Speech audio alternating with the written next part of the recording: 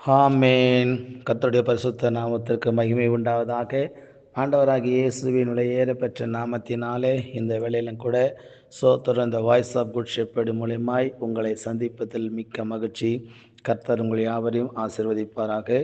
சோத்திர வேதத்தில் லூக்கா எழுதின சுவிசேஷ புஸ்தகம் 23வது அதிகாரத்தில் 47லிருந்து 54 வரை வசனத்தை வாசிக்கும்போது, ஆண்டவராகிய இயேசு கிறிஸ்து சிலுவையில் எல்லாவற்றையும் செய்து முடித்து, பிதாவே உம் சோதரியனுடைய ஆவியை உமக்கு ஒப்புவிக்கிறேன் என்று சொல்லி இப்படியாக சொல்லி அவர் ஜீவனை விடுகிற அந்த சிலுவை காட்சியை அந்த இடத்துல சோத்திரம் நம்ம 47வது வசனத்திலிருந்து 54வது வசனம் வரை சோத்திரம் வாசிக்கிறோம்.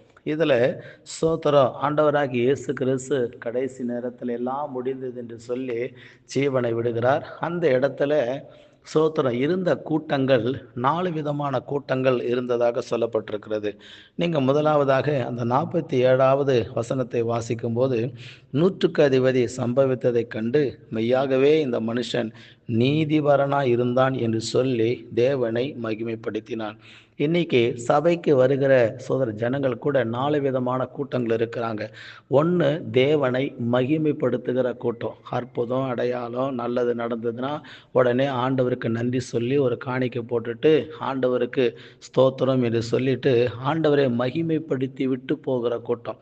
இப்படிப்பட்ட கூட்டம் பரலோகத்துக்கு என்ன பண்ணாது, கடந்து போகாது. ரெண்டாவது, அதே 23வது அதிகாரத்தில் 48வது வசனத்தை வாசிக்கும்போது, இந்த காட்சியை பார்க்கும்படி கூடி வந்திருந்த ஜனங்கள் எல்லாரும் சம்பவித்தவைகளை பார்த்த பொழுது தங்கள் மார்பிலே அடித்து கொண்டு திரும்பி போனார்கள் என்று சொல்லப்பட்டிருக்கிறது. ரெண்டாவது, இயேசு கிறிஸ்து பட்ட பாடுகள், இரத்தம் சிந்தின காரியங்கள், அவர் ஜீவனை கொடுத்தது, அவர் பட்ட எல்லா அந்த உபத்திரவத்தை பார்த்து, ஐயோ இப்படிப்பட்ட ஒரு தெய்வமா அப்படின்னு சொல்லிட்டு அவருடைய காரியங்களை பார்த்து அழுது விட்டு சோத்திரம் போகிற கூட்டம். அவங்க அழுவாங்க, ஆண்டவர் இவ்வளோ காரியத்தை நமக்காக அனுபவிச்சிருக்கிறாரேன்னு சொல்லிட்டு அழுவாங்க. ஆனால் அவங்கள பாரம்பரியம், சமுதாயம், ஜாதி அவங்கள விடாது. அதனால் அழுது விட்டு போகிற கூட்டம். முதலாவது ஆண்டவருக்கு மகிமை செலுத்தி விட்டு போகிற கூட்டம். ரெண்டாவது, அழுது விட்டு போகிற கூட்டம். மூன்றாவது, 49வது வசனத்தை வாசிக்கும்போது, அவருக்கு அறிமுகமானவர்கள் எல்லாரும் கலிலேயாவிலிருந்து அவருக்கு பின் சென்று வந்த ஸ்திரீகளும் தூதரும் நின்று இவைகளை பார்த்து கொண்டிருந்தார்கள். மூணாவது, சோத்திரம் பார்த்து விட்டு போகிற கூட்டம். வருவாங்க, ஆண்டவருடைய ஆலயத்துக்கு வருவாங்க, பார்ப்பாங்க, என்னென்ன பண்ணுறாங்கன்னு சொல்லிட்டு பார்ப்பாங்க. ஏதாவது அற்புதம் நடக்கும், உடனே ஸ்தோத்திரம்னு சொல்லிட்டு அவங்க போயிடுவாங்க. எங்கள் சபைக்கு கூட சோத்திரம் ஒரு அம்மா வந்தாங்க. சோத்திரம், என்னம்மா வந்திருக்கிறீங்க அப்படின்னு சொல்லும்போது அவங்க சொன்னாங்க, ஐயா 1 வருஷத்துக்கு முன்னாடி எங்கள் கணவருக்கு பயங்கர வயிற்று வலியா, ஒரு 3 வாரம் ஞாயிற்றுக்கிழமை கோயிலுக்கு வந்தாரியா, நல்லா ஆயிடுச்சியா, இன்னைக்கு வரையும் நல்லா இருக்காரியா அப்படின்னு சொல்லி. சரி, நீ எதுக்கும் வந்திருக்கிற அப்படின்னா, எனக்கும் இப்போ வயிற்று வலியா, அதனால் நானும் கோயிலுக்கு வந்திருக்கிறியா அப்படின்னு சொல்லிட்டு ஆண்டவர் பாருங்கள், அவங்களுக்கும் ஆண்டவர் அற்புதம் செஞ்சிட்டாரு. அதோட அந்த அம்மா என்ன பண்ணலை, சர்ச்சுக்கு வரல. அப்படி பார்த்து விட்டு போகிற கூட்டம். அவங்களும் திரும்பி ஆண்டவர்கிட்ட என்ன பண்ண மாட்டாங்க, வரமாட்டாங்க. ஆனால் அந்த 23ஆம் அதிகாரத்தில் 50லேருந்து 54 வரை வாசிக்கும்போது, சோத்திர யோசேப்பு என்னும் பேர் கொண்ட ஒரு ஆலோசனைக்காரன் இருந்தான். அவன் உத்தமனும் நீதிமானா இருந்தான் என்று சொல்லப்பட்டிருக்குது. அவன் அரிமத்தியாவிலிருந்து வந்தவனும் தேவனுடைய ராஜ்யத்துக்காக காத்திருந்தவனும் என்று சொல்லப்பட்டிருக்கிறது.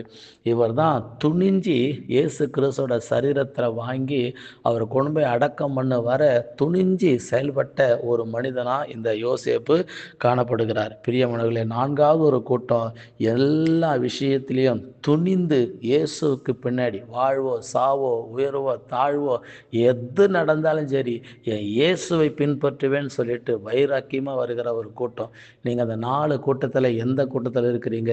நீங்கள் ஒரு வேளை ஆண்டவரை மகிமைப்படுத்திட்டு ஒரு உண்டியலில் காணிக்க போட்டு போகிற கூட்டமாக இருக்கக்கூடாது. அழுது விட்டு போகிற கூட்டமாக இருக்கக்கூடாது. பார்த்து விட்டு போகிற கூட்டமாக இருக்கக்கூடாது. இயேசு கிறிஸ்துவை பின்பற்றுகிற துணிந்து செயல்படுகிற சீசர்களைப் போல நாங்கள் செத்தாலும் பரவாயில்லன்னு சொல்லிட்டு அபிஷேகம் பெற்ற நாளிலிருந்து இயேசுக்கு பின் சென்றாங்க. சோத்திரம், ஜாதியை பார்க்கல, பாரம்பரியத்தை பார்க்கல, உலகத்தை பார்க்கல, எதிர்ப்பை பார்க்கல, எல்லாத்தையும் சகிச்சு இயேசுக்கு பின்னாடி போனாங்க. அந்த கூட்டம் தான் பரலோகத்துக்கு போகிற கூட்டம்.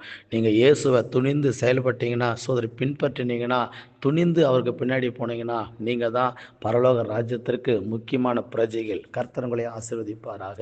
செபிக்கலாம். நல்ல பிதாவே, நாங்கள் நன்றியோடு கூட சோத்துறோம். இயேசுவின் நாமத்தினால இந்த வேளம் கொடு ராஜா. இந்த நாளில் 4 விதமான கூட்டத்தை பார்த்தோம். 3 விதமான கூட்டத்தை போல நாங்கள் இல்லாமல் 4வதாக பார்த்த கூட்டத்தை போல இயேசுவை பின்பற்றுகிற, துணிந்து செயல்படுகிற அந்த இருதயத்தை இதை கேட்குற ஜனங்களுக்கு தாரும், ஆசீர்வதியும். இயேசுவின் நாமத்தில் கேட்கிறோம் பிதாவே. ஆமேன், ஆமேன், ஆமேன். God bless you. கர்த்தர் உங்கள் யாவரையும் ஆசீர்வதிப்பாராக. ஆமேன்.